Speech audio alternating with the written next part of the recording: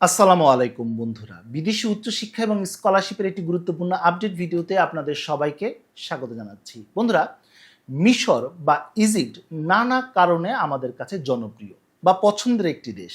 সেটা হতে পারে আল আজহার ইউনিভার্সিটির কারণে, অথবা হতে পারে ইসলামিক একটি দেশ হিসাবে, অথবা ফুটবলের কারণে। তবে বন্ধুরা, এই দেশটি আরেকটি কারণেও জনপ্রিয়, সেটি হচ্ছে প্রতি বছর এই দেশটি বাংলাদেশি তথা ইন্টারন্যাশনাল স্টুডেন্টদের জন্য কিন্তু স্কলারশিপ অফার করে।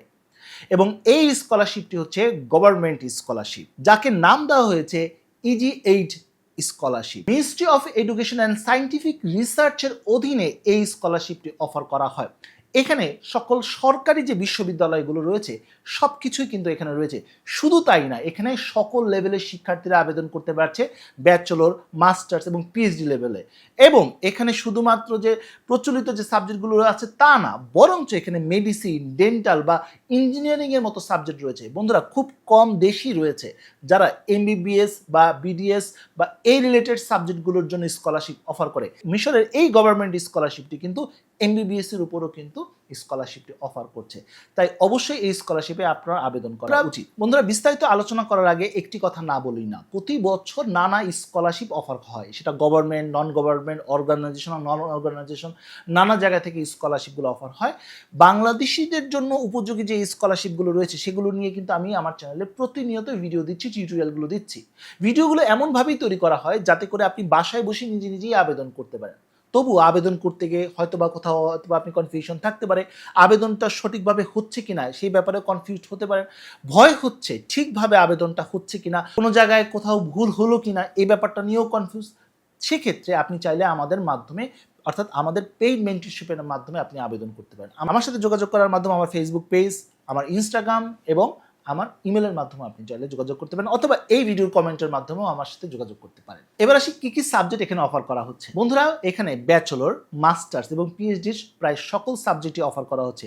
Medicine, dental, engineering, AI, agriculture, engineering, IT, humanities, এমনকি হসপিটালিটি ম্যানেজমেন্ট এবং সোশ্যাল সায়েন্সের নানা সাবজেক্ট এখানে অফার করা হচ্ছে। তার মানে এখানে সাবজেক্টের ক্ষেত্রে ব্যাপক সুবিধা রয়েছে। সুবিধার কথা যেহেতু বললাম, চলুন সুবিধাগুলো জেনে নিই। যে কোনো স্কলারশিপের ক্ষেত্রে সুবিধা জানাটা খুব জরুরি, কারণ সুবিধা জানা থাকলে হয়তো ওই স্কলারশিপের ব্যাপারে আপনি আরও বেশি আগ্রহী হবেন। বন্ধুরা, প্রথম সুবিধা, যেহেতু এটা গভর্নমেন্ট স্কলারশিপ, তাই প্রথম সুবিধাটি হচ্ছে কোনো ধরনের টিউশন ফি আপনাকে দিতে হচ্ছে না।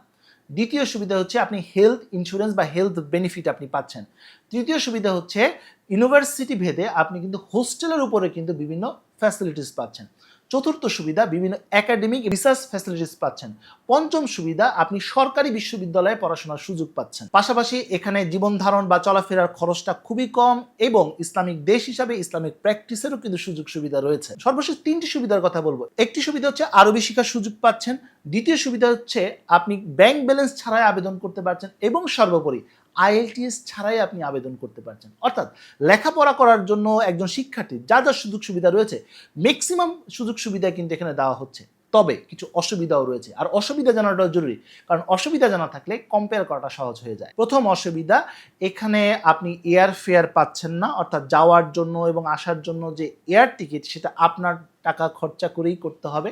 ভিসার জন্য যে খরচগুলো সেগুলো আপনাকেই বেয়ার করতে হচ্ছে। তৃতীয় অসুবিধা হচ্ছে পার্ট টাইমের অসুবিধা রয়েছে। চতুর্থ অসুবিধা হচ্ছে সব বিশ্ববিদ্যালয়ে কিন্তু অ্যাকোমোডেশনের যে ফ্যাসিলিটিস দেওয়া হয় না, তাই এক্ষেত্রে কিছুটা চ্যালেঞ্জের ফেস করতে হয় শিক্ষার্থীদের। এবং সর্বোপরি কিছু কিছু বিশ্ববিদ্যালয়ে কিন্তু সাবজেক্টগুলো আবেদন করার ক্ষেত্রে মিডিয়াম অফ ইনস্ট্রাকশনটাও দেখা উচিত, কারণ অনেক বিশ্ববিদ্যালয়ে কিন্তু সাবজেক্টগুলো অ্যারাবিক মিডিয়ামেও পড়ানো হয়ে থাকে, তাই আবেদনের সময় সেটা দেখতে হবে।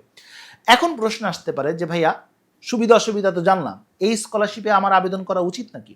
সুবিধা অসুবিধা যেহেতু আপনার জানা হয়ে গেল, তাহলে নিশ্চয়ই আপনি কম্পেয়ার করতে পারছেন যে এই স্কলারশিপে আপনার আবেদন করা উচিত নাকি উচিত না। তবে যারা বাংলাদেশে বিভিন্ন পাবলিক বিশ্ববিদ্যালয়ে ট্রাই করেছেন, যোগ্যতা থাকার সত্ত্বেও চান্স হয়নি, মেডিকেল পড়ার ইচ্ছা রয়েছে, সেক্ষেত্রে আপনারা চাইলে এই স্কলারশিপে আবেদন করতে পারেন। কারণ এই স্কলারশিপের যে বিশ্ববিদ্যালয়গুলো কিন্তু সবগুলো বিশ্ববিদ্যালয় কিন্তু র্যাঙ্কড বিশ্ববিদ্যালয় এবং খুবই ভালো অবস্থানে রয়েছে এবং পড়াশোনার মানও অনেক ভালো।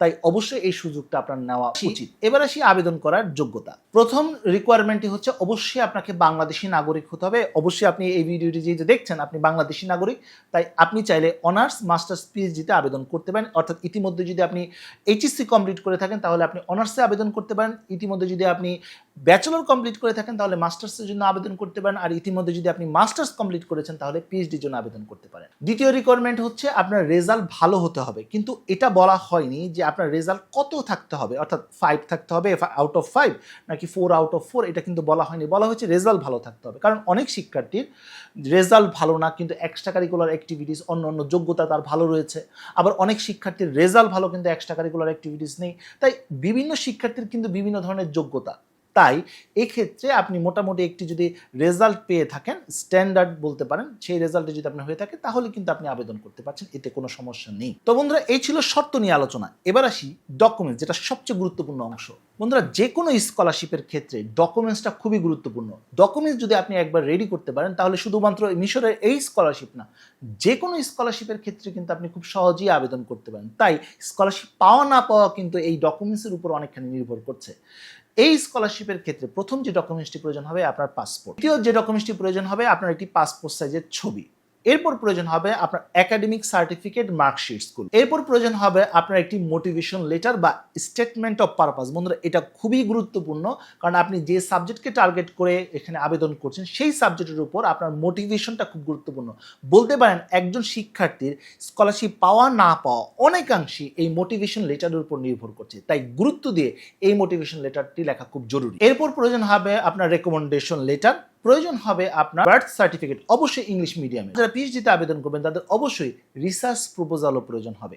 এই ছিল বেসিক ডকুমেন্ট, যে ডকুমেন্টসগুলো আপনার প্রয়োজন হবে। তবে অতিরিক্ত যদি আপনার কাছে কোনো এক্সট্রা কারিকুলার অ্যাক্টিভিটিস থেকে থাকে, ট্রেনিংয়ের ডকুমেন্টস থেকে থাকে বা কাজের অভিজ্ঞতা থেকে থাকে তাহলে অবশ্যই আপনি যুক্ত করে দিতে পারেন। তাহলে এই কাগজগুলো কিন্তু অন্য শিক্ষার্থীর তুলনায় আপনাকে অনেক বেশি এগিয়ে রাখবে। এবার আসি আবেদন। বন্ধুরা আবেদন করতে হবে সম্পূর্ণ অনলাইনে এই ওয়েবসাইটের মাধ্যমে, আর সকল ডকুমেন্টস কিন্তু অনলাইনেই সাবমিট করতে হবে, কাগজপত্র কোথাও জমা দিতে হবে না। বন্ধুরা এবার আসি ডেডলাইন নিয়ে আলোচনা। বন্ধুরা এই স্কলারশিপের কিন্তু আবেদন কার্যক্রম ইতিমধ্যে শুরু হয়ে গেছে এবং এটা চলবে আগামী 15ই আগস্ট পর্যন্ত।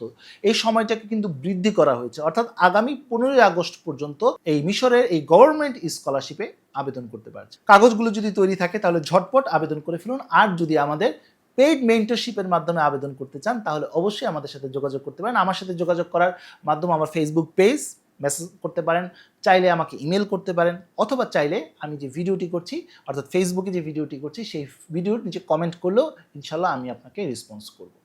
তো বন্ধুরা এই ছিল আজকের মতো ভিডিও। পরবর্তী আপডেট এবং সঠিক তথ্যের জন্য আমার চ্যানেলটি সাবস্ক্রাইব করে রাখার অনুরোধ করছি। তো বন্ধুরা আজ এই পর্যন্ত সবাই ভালো থাকুন, সুস্থ থাকুন, দেখা হবে আগামী কোনো ভিডিওতে। সে পর্যন্ত